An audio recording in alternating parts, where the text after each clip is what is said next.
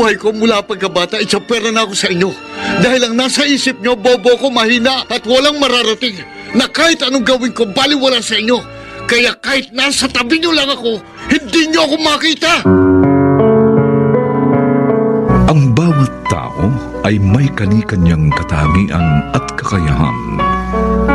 Isinilang nakakaiba sa isa't isa. Kaya maling ipagkumpara. Subalit paano kung ang magulang ang gumagawa nito sa kanyang mga anak? Ano kaya ang posibleng maging bunga? Mga kaibigan, narito na po ang aming tampok na kasaysayan sa linggong ito, pinamagatang Nasa Tabi Niyo Lang Ako. Hindi niyo ko makita? Dito pa rin sa ating natatanging dunang may pangako. Ang bukas.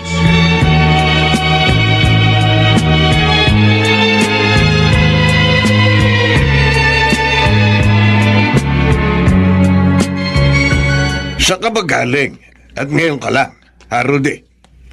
Gabing-gabi na. May pinuntahan lang ako. At iniwan mo ang trabaho mo sa bukid? Bukas itutuloy ko. May importante lang akong pinuntahan. Ang sabihin mo, inuna mo pa maglakwatsa kaysa tapusin ang trabaho mo sa bukid. Baka gusto mong sa akin pa ipatapos yun. Sabi ko nga sa inyo, Itay, tatapusin ko yung bukas. Gawain na nga lang sa bukid ang pakinabang sa iyo. Hindi mo pa magawa na maayos. Itay naman. Oh, ay talaga naman ah. Yun na nga lang ang silbi mo. Yung gawain bukid na lang ang kaya mong gawin. Hindi tulad ng kapatid mo. Doon ako sa kwarto ko. Gusto ko lang magpahinga. Kinakausap pa kita, huwag mo akong talikuran. Di ba, tapos na kayong pagalitan ako? May sasabihin pa ako. Ano pa bang sasabihin nyo, Itay? Ipagmamalaki nyo na naman ang paborito nyong anak? Ipagyayabang nyo na naman siya? Hindi ko siya ipinagyayabang. Kundi sinasabi ko lang sa iyo ang totoo. Hindi nyo na kailangang ulit-ulitin pa. Dahil alam kong para sa inyo, siyang magaling, siyang mahusay. At ako wala. Wala akong kwenta.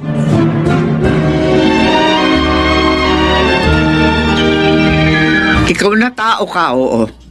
Nakipagtalo ka na naman sa panganay mo. Carlota, inalam ko lang kung saan siya galing. Gabi na kasi umuwi. Oy, pero kung saan na naman nauwi yung pag-uusap niyo eh. Pinagtaasan mo pa ng boses. Hindi maganda sumagot eh. Pabayaan mo na lamang kasi si Rudy. Pabayaan? Aba, di lalo lang walang nangyari sa buhay niyan. Ay, di ba siyang katulong mo sa bukid? Yun na nga. Trabahong bukid na lang, di pa magawa ng tama. Abay, wala na tayong magagawa doon. Malayong malayo siya sa kapatid niya si Arnel. Ay, kumusta na kaya yung nating yun? Matagal-tagal na rin hindi tumatawag ah. Tiyak, gugulatin na lang tayo ng anak nating yun. Malamang may maganda na namang ibabalita sa atin. Kaya hindi tayo nagkamali sa pagsuporta sa kanya para makapagtapos siya ng pag-aaral sa Maynila. Dahil karangalan ang ibinibigay niya sa atin. Ay, tama ka, Simeon. Hindi tulad niya si Rudy. Hanggang pagsasaka lang ang alam. At kung may ibinibigay mo sa atin, walang iba kundi kahihiyan.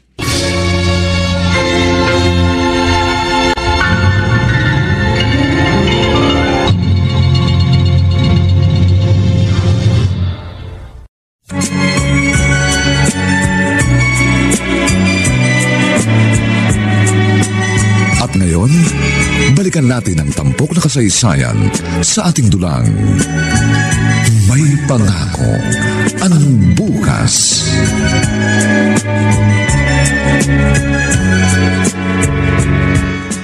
Itay! Inay! Lumabas po kayo ng kwarto! Daisy, bakit? May bisita po tayo! Bilisan nyo! Nay! Ikaw na bata ka. Gusto mo bang pagmadaliin kami ng inay mo? Ay, mamaya niyan. May gusto ko lang ipabili. Inay! Itay! Tamo ang batang ito. Ba't narito ka? Oh, Itay naman. Ayaw niyo bang narito ako? Ay, gusto siyempre, anak. Nagtataka lang ang Itay mo. Kasi bigla kang umuwi. Eh, hindi mo may trabaho ka sa Maynila? Ay, baka mamaya napapabayaan mo ang trabaho mo bilang isang mahusay na ininyero, ha? Doon sa pinapasukan mong kumpanya. Siyempre po, hindi. At saka, kung pababayaan ko po yun, paano ko maibibigay yung mga pangako ko sa inyo kung mawawalan ako ng trabaho? Bakit ka nga pala narito? Oo nga, kuya.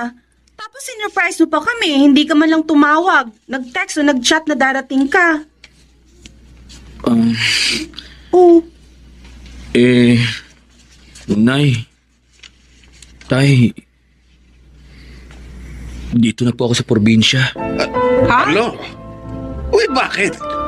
Wala ka na bang trabaho sa Manila? Ikaw talaga, kuya.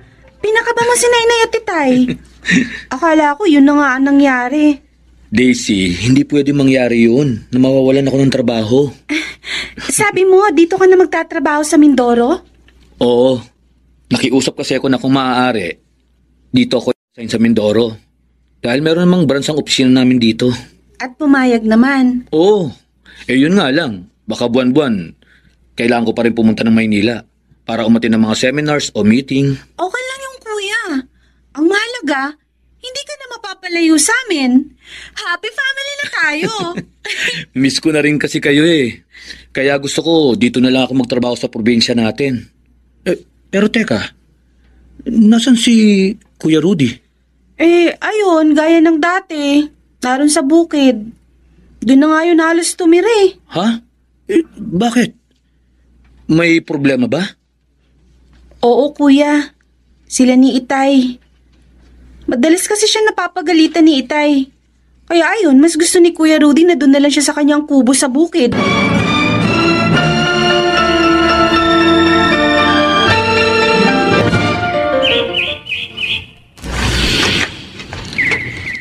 Rudy, hindi ka ba naiinip dito sa maliit na kubo?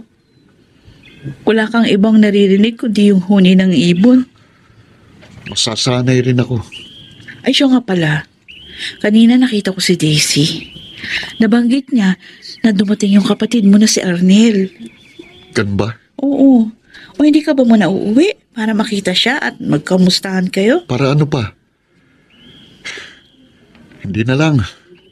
Lalo lang pamumukha sa akin ng Itay kung ano ako at anong narating ng kapatid ko. Pero may kanya-kanya tayo ng kapalaran. Siguro nga lang talagang yun yung nakatadana kay Arnel. Tsaka sabi mo nga, mas matalino at masipag siya mag-aral, di ba? At ako tamad at bulakbol. Rudy, hindi ka man kagaya ni Arnel. Hindi man ganun yung naabot mo. Mabuti ka namang tao. Katunayan nga, hindi mo iniiwan ang mga magulang mo. At ikaw ang kasama nila at nakakatulong sa bukid. Baliwala yun sa kanila. Mas mahalaga sa kanila mga karangalang na ibibigay ni Arnel. At ako, gaya lang ng basura para itapon at kalimutan. Hindi naman. At saka mahal kita. Magkasintahan tayo. Mahalaga ka sa akin. Salamat, Ellen. Ikaw na lang ang nagpapahalaga sa akin. Pero ang pamilya ko, hindi. Naiisip ko nga kung talaga bang anak nila ako.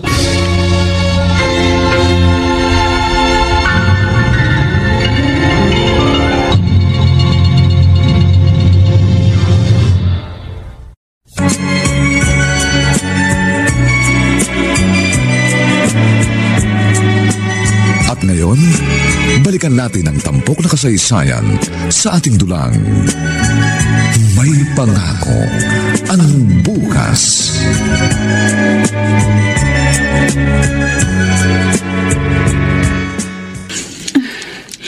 Kailangan ko nang umpisahan itong mga gagawin ko para mabawasan. Daisy! Daisy! Nay! Narito po ako sa likod bahay. Ibinababad ko itong mga maruming damit para madaling matanggal ang dumi. Ay, mabuti naman. Isama mo yung mga maruming damit ng Kuya Arnel mo, ha? Opo, nandito na po, Nay. Anak, nakita mo ba ang Kuya Arnel mo? Kanina ko pa hindi nakikita. Umalis po. Bakit? Saan daw pupunta? Sa bukid. Kay Kuya Rudy.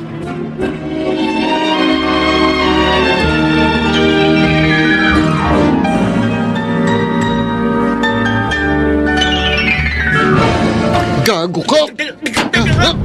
Arigo! Ano? Tama na Akala po! mo yata hindi kita mahuhuli, walang yaka. Hayop ka! Tama na po! Arigo! Anong tama na? Mata mo lang ang walang latay, hayop ka, magnanakaw ka. Nahuli rin kita. Ikaw ang tirador ng mga tanim ko. Ako ang nagpapakahirap, ikaw ang nagpapasarap. Hindi po! Hindi ako magnanakaw. Hindi. May hinahanap lang ako eh. Kaya naligaw ako dito sa taniman mo. Yung po totoo. Sira ulo! Palusot ka pa, ha? Tirador ka na, sinungaling ka pang hayop ka. Arigo! Aray! Kuya Rudy, tama na yan! Tama na! Kawawa naman siya! Hindi siya kawawa, Arnel. Dahil magnanakaw siya. Hindi po ako magnanakaw. Anong hindi? Totoo po ang sinasabi ko. Hindi ako magnanakaw. Mali ang binibinta ko sa akin. Kaya dahil sa ginawa nyo, irereklamo ko kayo. Ano? Nakita mo lang ginawa mo, Rudy. Nakakahiya ka. Tinuruan ko lang ng leksyon ng taong yun. Ginulpi mo. Wala ka namang katibayan na magnanakaw siya. Nagawi lang daw siya ron dahil may hinahanap na alagang hayop. Inupakan mo na agad. Kunwari lang yun, Itay.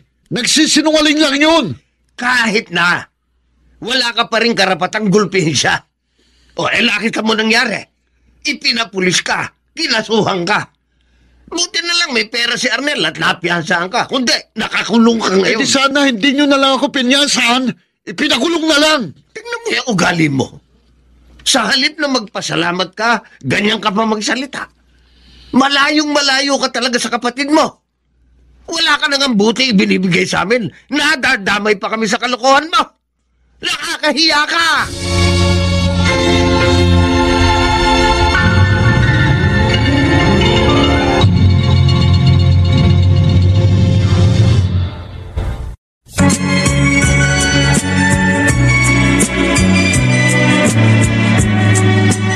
At ngayon, balikan natin ang tampok na kasaysayan sa ating dulang. May pangako ang bukas.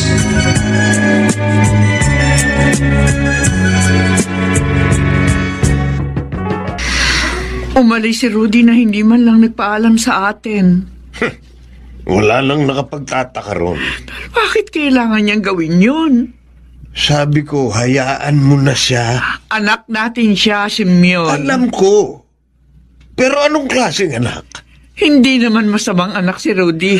Walang silbi. Ano ka pa? Naasahan naman natin siya sa bukid. Nakakatulong mo. Hanggang doon na lang. Eh, wala man lang siya sa kalahati ni Arnel eh.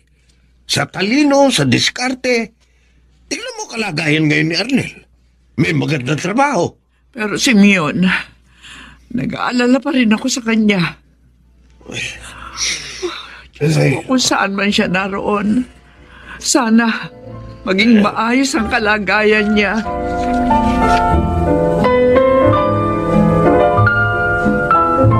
Kung ganun, sa Maynila pala siya nagpunta. Yun yung nabanggit sa akin ni Rudy. Hindi madali ang buhay sa Maynila. Doon ako nag-aral kaya alam ko ang hirap. Ellen, nabanggit ba niya kung saan sa Maynila siya nagpunta? Wala siyang nababanggit. Basta sabi niya, makikipagsapalaran siya doon. Hindi man lang niya pinaalam muna sa akin. Ayaw niya. Kung okay lang sana sila ni Itay, hindi yun gagawin ni Kuya. Alam mo, totoo, simple lang naman ang pangarap ng kuya mo. Ang magkaroon ng pamilya. Ang pagyamanin ng lupa nyo. Kasi nga, mahal niya ang pagsasaka. At doon siya mahusay. Alam ko naman yun eh. Nakikita ko kung paano niya alagaan ang kanyang mga pananim. Kaya lang iba yung gusto ng itay mo para sa kanya. Yun ang hindi nila napagkakasunduan. Pilit niyang pinagkukumpara kayong dalawa. Iyan ang dahilan ng pag-alis niya. Kasi sabi niya, gusto niyang maipagmalaki naman siya ng itay niyo at mabagong tingin sa kanya na walang kwenta.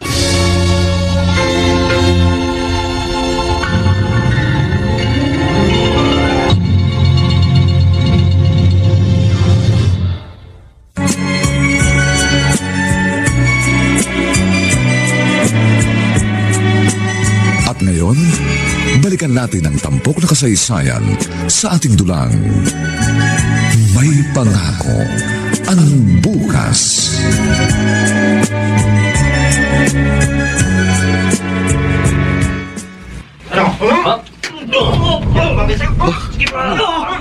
May lalaking ginugulpi.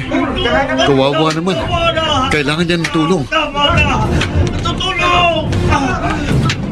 Itigil niyo yan! Maawa kayo sa kanya! Tulungan mo ako. Baba! Gusto mong makialam, ha? Gusto ko lang tumulong, ha? Nagpapakabayani ka, ha? Ako naman! Tol! Masyadong malakas to! Hindi natin kaya! Sibat na tayo! Sibat! Hoy! Bumalik kayo dito, mga duwag! Hoy! Sir, ligtas na po kayo. Tumakbo na ang mga duwag. Iniligtas mo ang buhay ko sa mga siraulong yun. Kaya niyo ba tumayo? Oo. Sige, ito. Salamat. Hindi ko alam kung paano kita pasasalamatan. Sabihin mo kung anong kailangan mo para naman makabayad ako ng utang na loob sa'yo.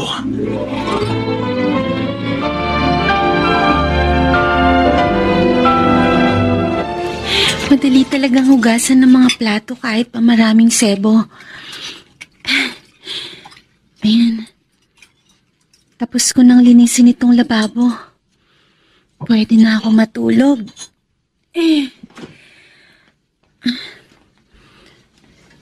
Si Kuya Arnel. Parang ang lalim ng iniisip niya. Kanina pa siya sa may bintana at nakatanaw sa labas. Kuya? Daisy, bakit? Ayos ka lang ba? Oo naman. Mukha ba akong hindi okay? Para kasing ang lalim ng iniisip mo. Ano ba yun? Si Kuya Rudy.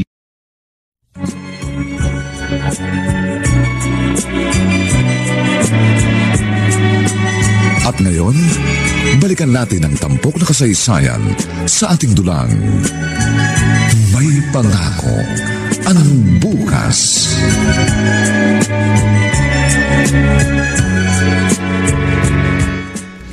Pasensya na po, Aling Carlota. Wala rin po akong alam kay Rudy. Hindi siya tumatawag sa'yo? Hindi ho. O kahit text man lang? Hindi ho. Baka nga kinalimutan niya na rin ako. Tsaka, hindi na ako umaasa na babalikan pa niya. Tanggap ko na po yun. Mula nang umalis siya, wala na kaming balita sa kanya. Iyon po ang gusto ni Rudy. Ang mawala na kayo ng kahit anong communication sa kanya. Kasi nga para sa kanya, hindi siya mahalaga sa inyo. Hindi totoo yan, Ellen. Yun po kasi yung naramdaman niya. Sabi pa nga niya, baka daw hindi niya siya tunay na anak. Anay naming anak si Rudy. Kaya maling isipin niya yun. Sana nga po, Aling Carlota, naisipan ni Ruding bumalik. Dahil hanggang ngayon, nagbabaka sakali akong may damdamin pa rin siya sa akin. At wala pa siyang nahahanap na iba.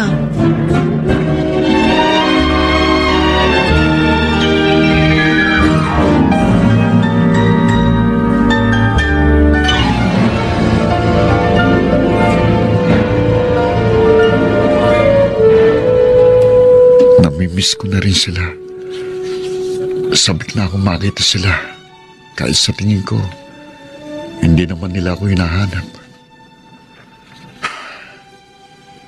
Yung mga ginagawa ko sa bukid, nakakamiss din nun.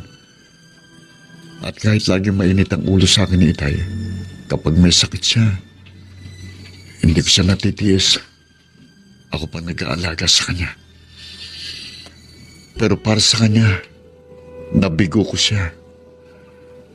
Dahil hindi ko naabot ang gaya ng narating ni Arnel.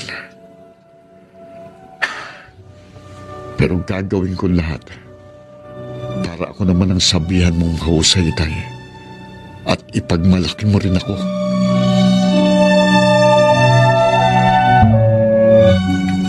Walang problema sa akin kung uuwi ka ng probinsya niyo, Rudy. Hindi ako magtatigal, Sir Lucio.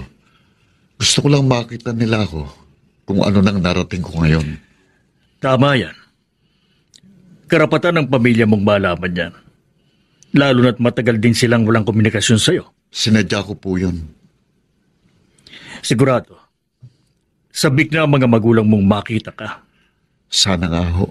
At siguradong matutuwa sila. Lalo na sa magandang balita na dala mo. Sir Lucio, wala akong ibang hangad kundi ang makarinig naman ng papuri sa itay ko. Yung sabihin niyang, anak ko yan, ipinagmamalaki ko yan. Mangyayari yun. Basta ipangako mo lang sa akin, ha? Babalik ka. Alam mo namang ikaw lang ang tanging mapagkakatiwalaan ko sa aking negosyo.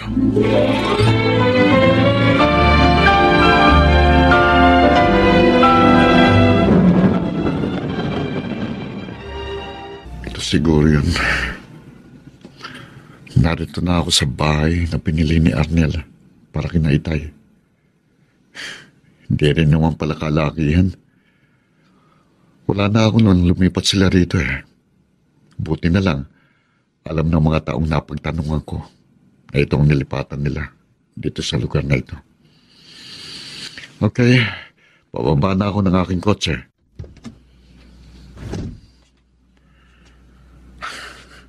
Ano kaya magiging reaksyon nila kapag nakita ko?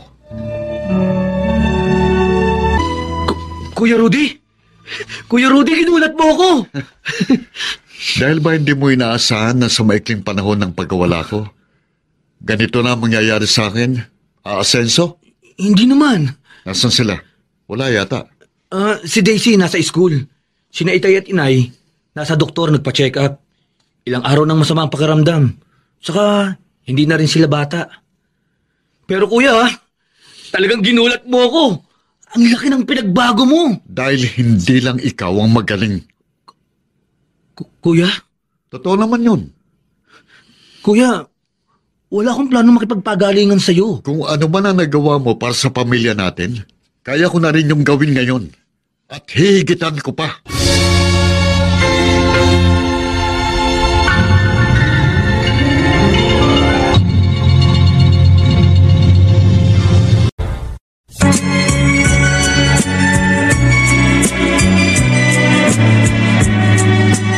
At ngayon, balikan natin ang tampok na kasaysayan sa ating dulang. May pangako ang bukas.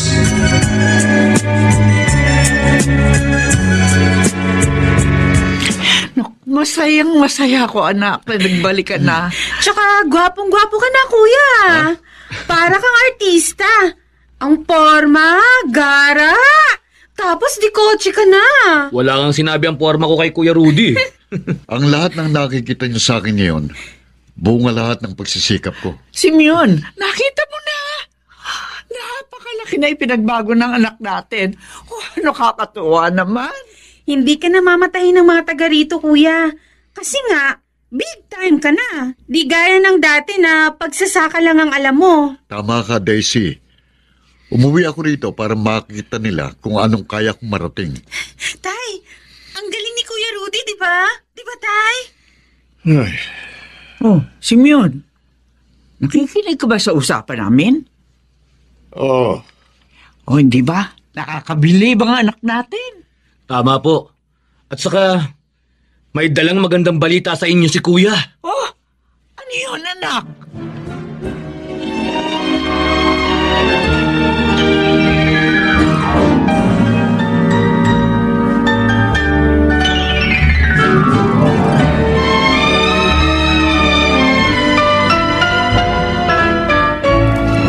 Ikaw na tao ka, oo.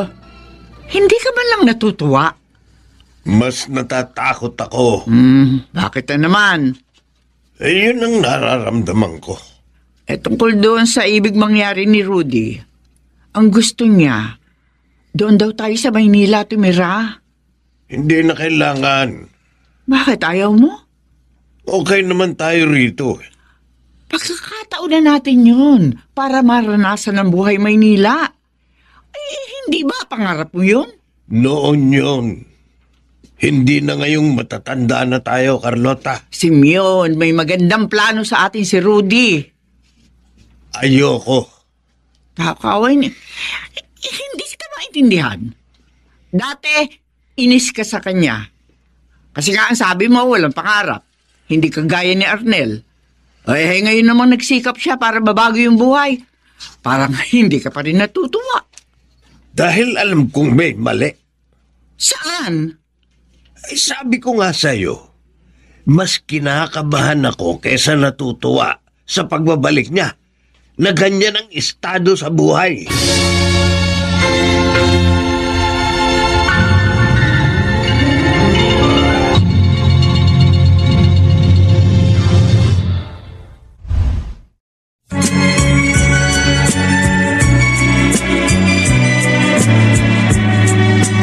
At ngayon, balikan natin ang tampok na kasaysayan sa ating dulang.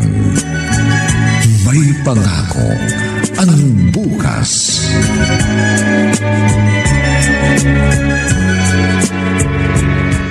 Sing-sing? Oh, para sa'yo. Gusto kong magpakasal na tayo. Seryoso ka, Rudy? Oo, Ellen. Dahil napatunayan ko na mahal mo nga ako. Nawala man ako sa paningin mo, pero hindi ka nagbago. Dahil inintay kita, nagbakasakali na babalik ka. At ako pa rin ang nasa iyong puso. Oo, Ellen. Itong mga nakikita mo sa panlabas kong itsura, yun lang ang nagbago. Pero hindi ang damdamin ko para sa'yo. Salamat, Rudy. Mahal na mahal kita. Mahal na mahal din kita. At gusto kong bumawi sa lahat ng naging pagkukulang ko sa'yo. Nay, ano po yung ginagawa nyo? Binababad ko sa Pride detergent powder itong mga maruming damit. Mamaya, lalabang ko. Huwag niyo na akong gawin yan. Tatawag na lang ako ng gagawa niyan. Ay, naku, kaya ko na to, anak. Magpahinga na lang po kayo. Nay, halika kayo, dali! Oh, Ano nangyayari sa batang yon?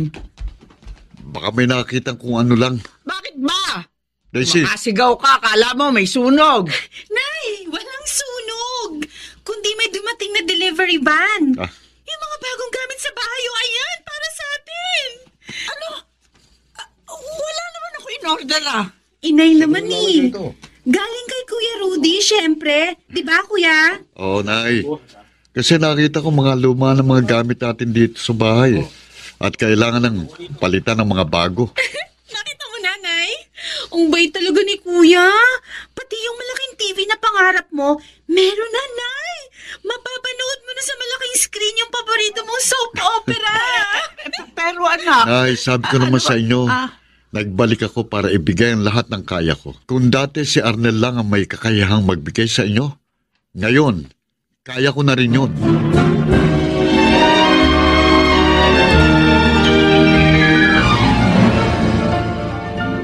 Hindi pwede ito. Hindi. Hindi ito dapat mangyari.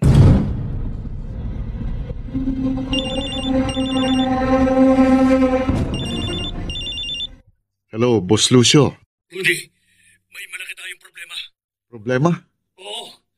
Anong problema, boss? Sandali, huwag niyo ako hawakan. Bitiwan niyo ako. Boss, anong nangyayari dyan? Anong problema? Anong nangyayari sa inyo? Walang hiya kayo. Boss Lucio, hello? Sabi ho. Boss! Boss Lucio!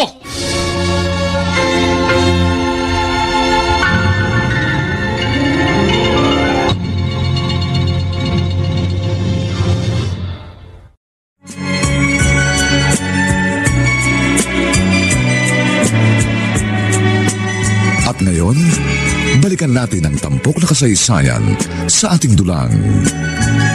May pangako ang bukas.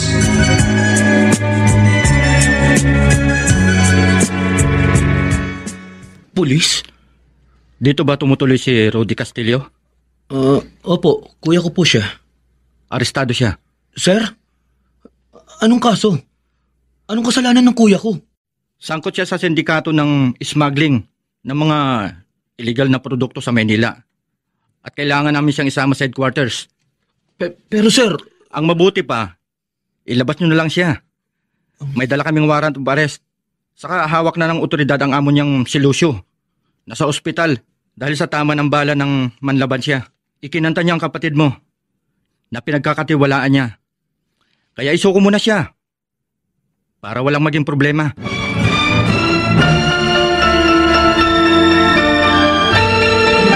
Simeon, ang anak natin, ikinulong si Rudy.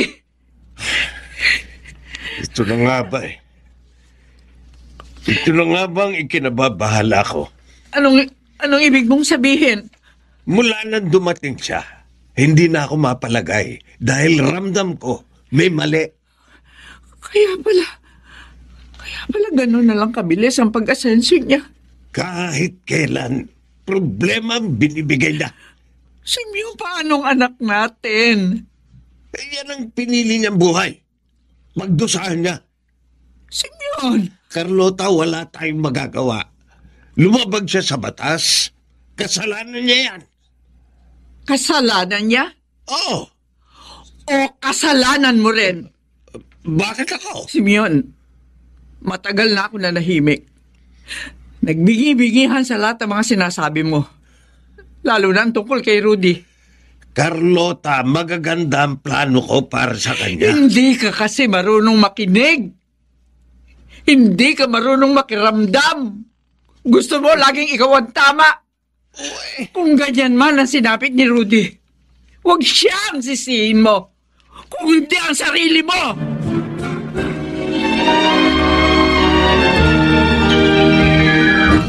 Salamat naman at naisipan niyo akong dalawin dito sa kulungan. Minsan pa, binigo mo ako, Rudy. Ipinahiya mo ang pamilya natin.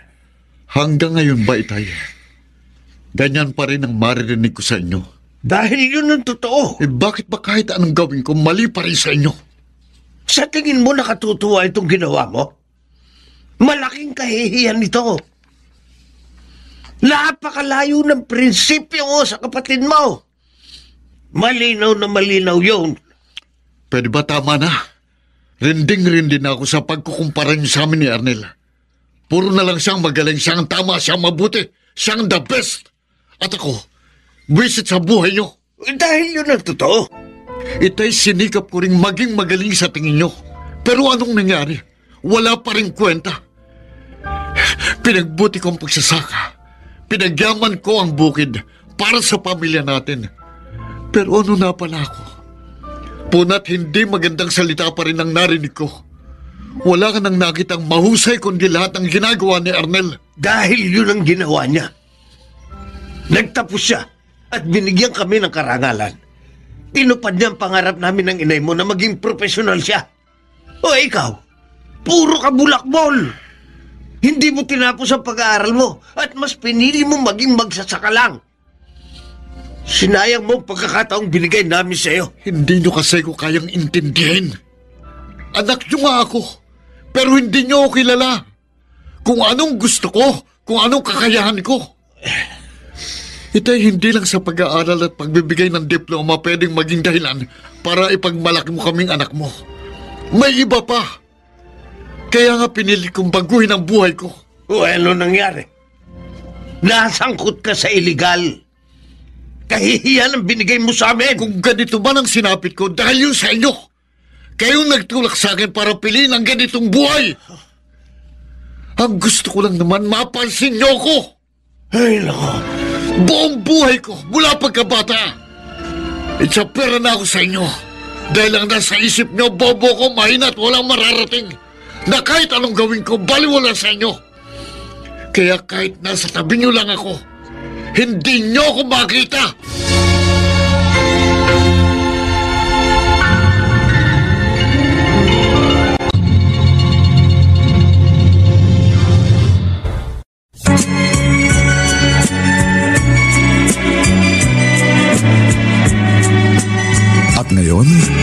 balikan natin ang tampok na kasaysayan sa ating dulang. May pangako ang bukas.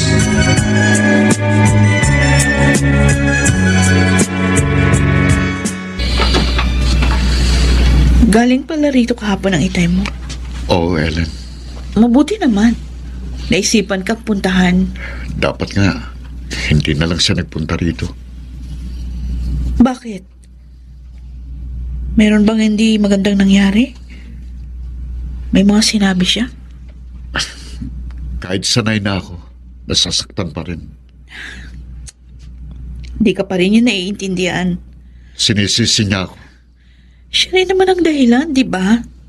Kasi nga kahit na alam mong delikado, kahit mali, pinasok mo. Ang gusto ko, maging masaya siya. Maging proud sa kaya kong ibigay. Hindi na sana umabot sa ganito, Rudy. Ellen, Paano na ako? Paano na mga pangarap natin?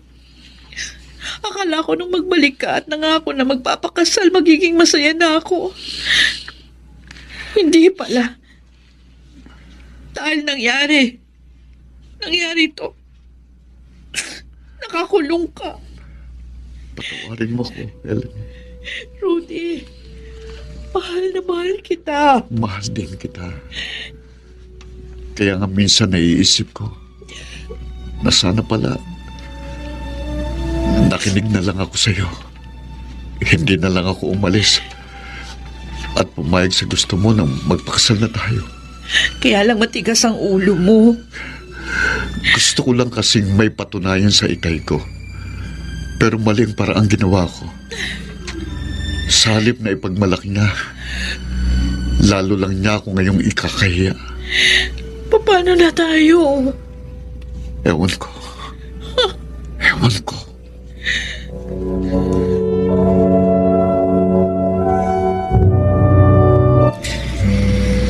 Hindi ka pa natutulog, Simeon. Bakit? Iniisip mo si Rudy?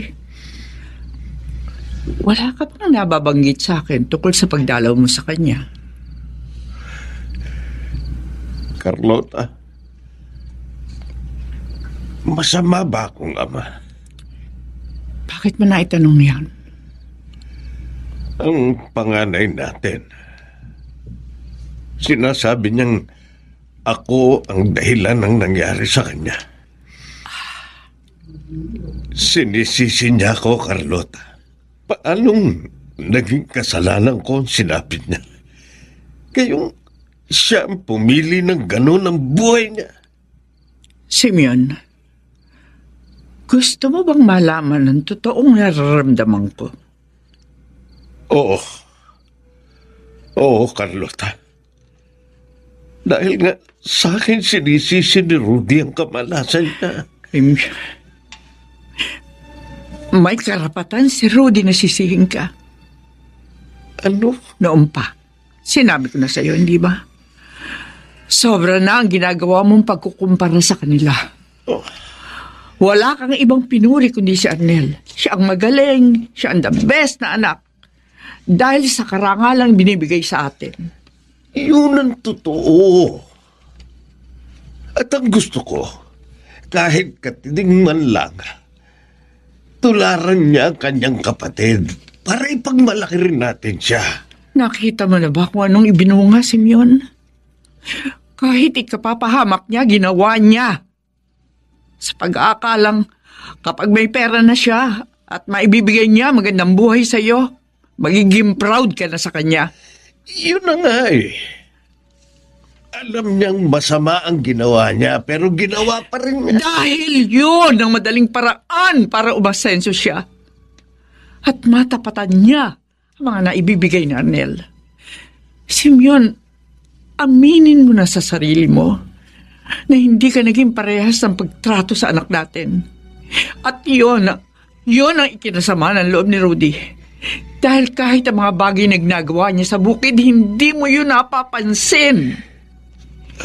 Minsan hindi mo siya pinuri sa lahat ng pagsisikap niya. Kaya hindi ko hinuhusgahan ang anak natin sa ginawa niya. At lalong hindi ako nagagalit kung sumama man ang loob niya sa'yo.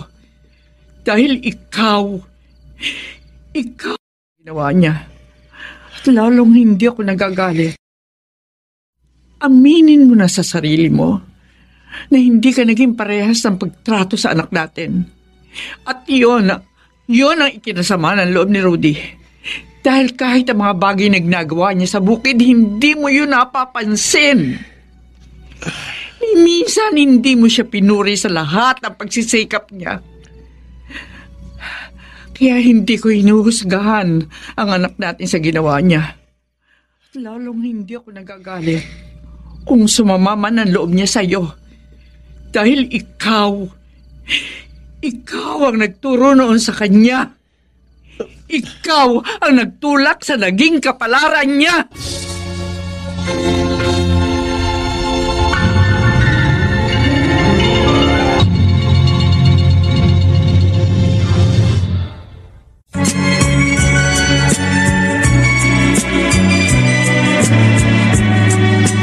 At ngayon, balikan natin ang tampok na kasaysayan sa ating dulang May Pangako ang Bukas.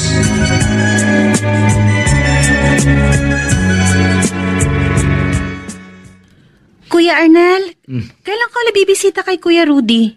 Hindi ko pa rin alam, Daisy. Marami kasing trabaho sa opisina. Ganun ba? Kapag dumalaw ka sa kanya, isama mo ako ha. Sige, Daisy. Kakaawa naman si Kuya Rudy. Ang gusto lang naman niya, maging proud sa kanya si Itay. Alam ko yun. Si Itay naman kasi lagi na lang inis kay Kuya Rudy. May dahilan si Itay. Pero alam ko, mali din ang ginagawa niyang yun. Sa nangyari kay Kuya Rudy, sana nga magbago na siya. At makita niya ang kanyang naging pagkakamali.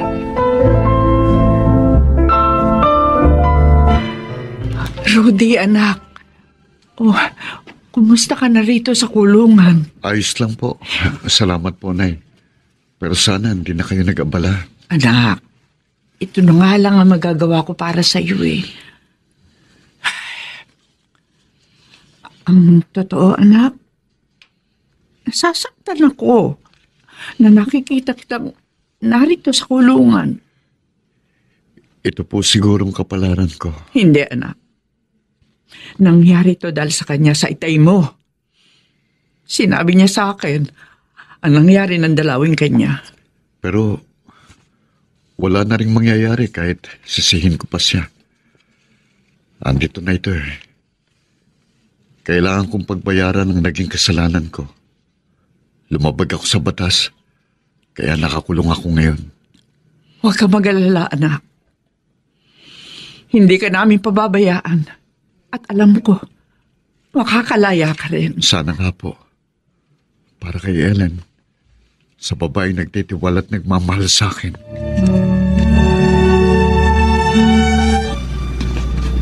Arnel, anak, matutulog ka na ba? Hindi pa naman po, Itay.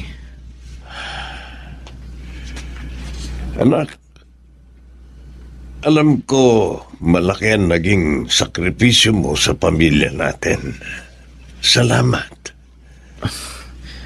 Itay, hindi po kayo dapat magpasalamat. Obligasyon ko po yun bilang anak niyo. Kaya nga maswerte ako sa iyo. Maswerte rin po kami sa inyo na kayo ang itay namin. Pero ang kuya mo,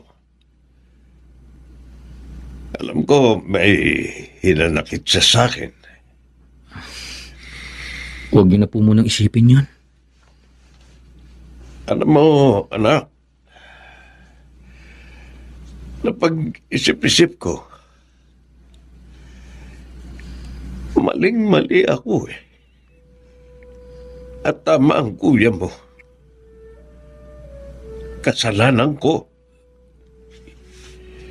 Itay? Hindi kasi ako nagtiwala sa kanya. Minenos ko ang kakayahan niya. Mas bilib ako sa iyo. At hindi ko alam na sa pagkukumpara ko sa inyo, inilalayo ko pala ang loob ng kuya mo sa akin. Matagal na panahong ginawa ko yun. Kaya hindi ko siya masisisi kung magdamdam siya. Pero sa kabila nun, anak, ang gusto pa rin niya, ipagmalaki ko siya. Opo, Itay. Kaya nga po, huwag niyong isipin na galit sa inyo si Kuya. Itay, mahal na mahal ka niya. Kaya nga po, kahit anong paraan ginagawa niya para matuwa kayo at ipagmalaki niyo siya. Napahamak siya dahil sa akin. Gusto kong makabawi sa kanya, anak. Pero paano? Nagsisisi na ako sa lahat ng naging pagkakamali ko sa kanya.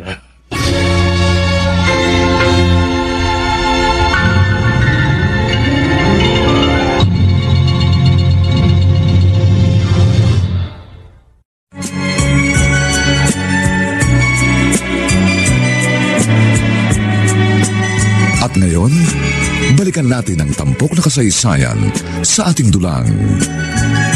May pangako ang bukas.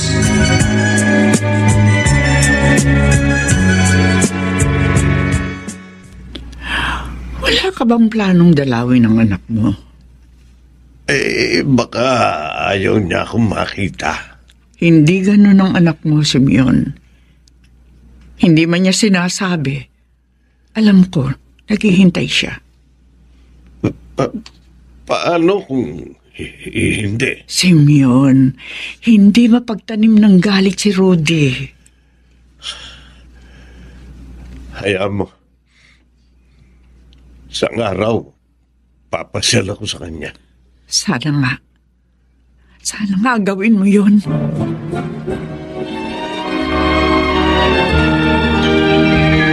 Kosa, malalim na ang gabi. Hindi ka pa natutulog. Kailangan ko pang tapusin itong binabasa ko Ay, talagang pinaninindigan mo na yan. Oo, at masaya ako sa ginagawa ko. Akala ko ba, Kosa, wala kang hilig sa pag-aaral? Dati. Pero pwede palang kahiligan. Saka isa pa, wala naman tayong ibang ginagawa dito sa kulungan. Kaya itinoon ko na lang ang oras ko sa pagpapatuloy ng pag-aaral. Paghahanda na ba yan para sa paglaya mo? Matagal pa yun.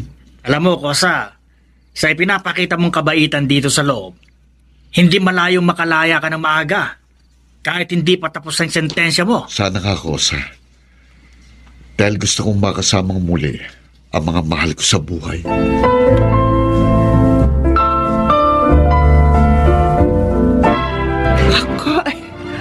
Kaya pala gustong-gusto mo, Arnel, na pareho kami sumama ng itay mo dahil may sorpresa ka. Opo, Inay.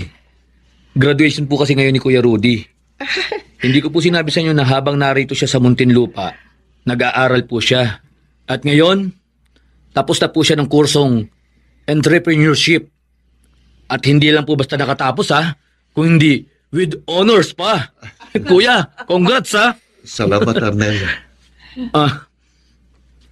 Itay, kanina pa po kayo tahimik dyan. May sasabihin po ba kayo? Rudy, anak, binabati kita. Salamat po, Nay. Hindi ko alam kung anong mararamdaman ko kanina habang nagtatalumpati ka. At pinatayo mo pa ako para ipakilala na ako ang tatay mo. Na inspirasyon mo. Kahit ang totoo. Itay, totoo po yun. Kayo po, ang pamilya natin, ang naging inspirasyon ko. Dahil alam ko po sa kabila ng nangyari sa akin, nariyan kayo at naghihintay sa akin. Oo, anak. Narito lang lagi kami sa tabi mo. Salamat, anak. Hindi ba sabi mo, gusto mo ipagmalaki kita? Ngayon, anak, nag-uumapaw ang puso ko sa kagalakan. Kanina nga habang nakatayo ako, gusto kong sumigaw na. Anak ko yan! Na ipinagmamalaki ko. Anak, patawarin mo ko sa lahat ng kasalanan ko. Kalimutan na po natin yun. Nakaraan na po yun. Ang totoo tayo, sa pagkakakulong ko, marami kong naintindihan. Kaya nga nagsikap po para ayusin ang buhay ko. At ito na po yun. Para sa panibagong buhay na haharapin ko pagkatapos ng lahat ng ito. Para sa isang mas magandang pangako ng bukas.